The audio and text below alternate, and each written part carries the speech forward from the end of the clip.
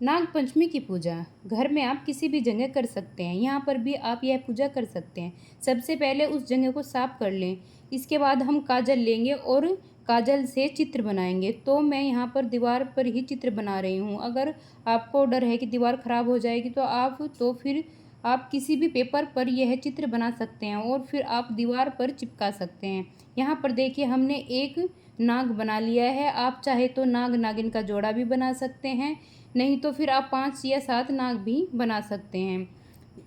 वहाँ पर उनका चित्र बना लीजिए। तो इस तरह से देखिए हमने 5 नाग बना लिए हैं। उसके बाद हम पूजन आरंभ करेंगे। आप चाहे तो देखिए इस तरीके से उंगली पर काजल भी लेकर बना सकते हैं चित्र को, नहीं तो आप पेंसिल से भी बना सकते हैं। पहले शुद्धिकरण कर लेंगे। तो हम जल के छींटे लगा देंगे। उसके बाद हम सभी को हल्दी से तिलक करेंगे। हल्दी से तिलक करना बहुत ही ज़रूरी होता है। तो यहाँ पर हमने हल्दी का तिलक कर लिया है। इसके बाद हम साथ में ही रोली का तिलक भी करेंगे। देखिए आप चाहे तो आप आटे के नाग देवता भी बना सकते हैं या मिट्टी से भी बना सकते हैं, लेकिन उनका फिर आपको विसर्जन करना होता है। तो आप अगर विसर्जन कर सकते हैं तो ठीक है, विसर्जन ना कर पाए तो चित्र बनाकर आप पूजा कर सकते हैं। देखिए तिलक करने के बाद हम दिया जला लेंगे।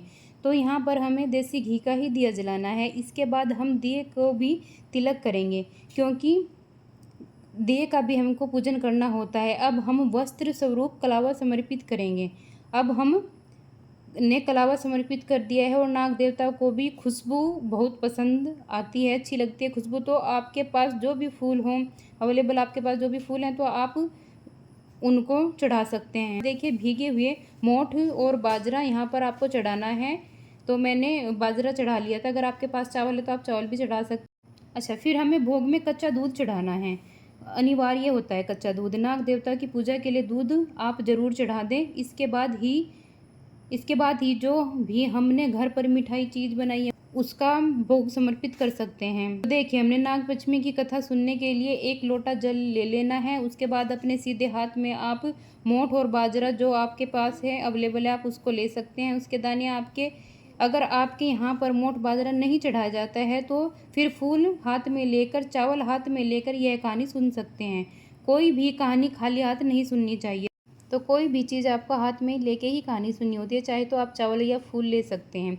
नाग पंचमी की कथा सुनने की वीडियो मैंने अपने चैनल पर डाल दी है। अब वहाँ पे मैं आपको डिस्क्रिप्शन में लिंक दे दूँगी, उसके बाद आप वहाँ से कहानी सुन सकते हैं। तो हमने मोठ बाजरा हाथ में लिया है, वह हम नाग देवता को समर्पित करते हैं। तो जल में समर्पित करके और उसके बाद हम आरती करेंगे।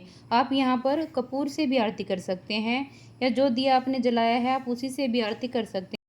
अगर आपको आरती नहीं आती है तो 5 या 7 बार आप दिए को इस तरह से घुमा लें तो फिर आरती ही मानी जाती है। आरती करने के बाद आप हाथ जोड़कर नाग देवता से, भगवान शिव शंकर से पूजा में रही सही कमियों के लिए क्षमा याचना करेंगे और अपनी मनोकामना को पूर्ण करने के लिए प्रार्थना करेंगे।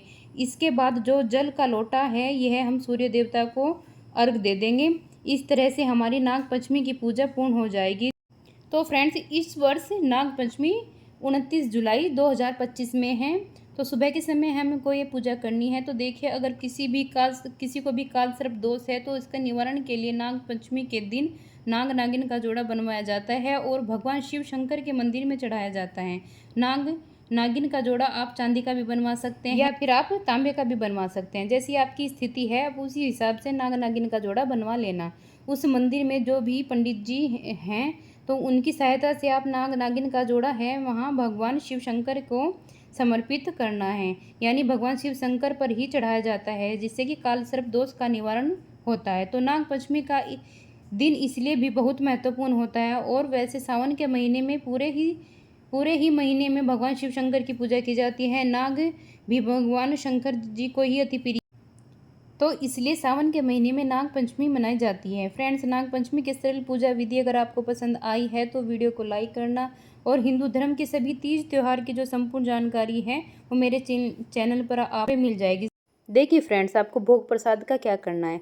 तो भोग प्रसाद आपको नहीं खाना है, क्या तो आप चूहे के बिल के पास रख दे या फिर आप नाग की जो बमी होती है वहाँ पे आप दूध जो भी आपने प्रसाद चढ़ाया है वहाँ पे रख दे। अगर ये नहीं हो सकता है तो फिर आप चींटियों का घर जहाँ पे भी रहता है तो भोग प्रसाद आपको वहाँ रख देना है, आपको ये प्रसाद नहीं खाना है। सब्सक्राइब कर लेना जरूर से इस चैनल को।